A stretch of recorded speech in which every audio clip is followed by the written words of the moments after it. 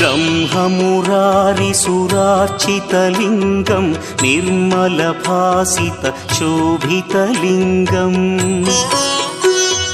जन्मज दुःखविनाशकलिङ्गं तत्प्रणमामि सदा शिवलिङ्गम् देवमुनिप्रवरार्चितलिङ्गं कामदहन करुणाकरलिङ्गम्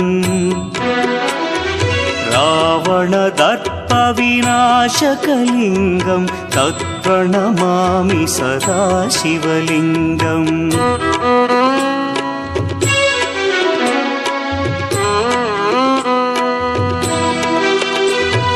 सर्वसुगन्धसुलेपितलिङ्गं बुद्धिविवर्धनकारणलिङ्गं सिद्धसुरासुर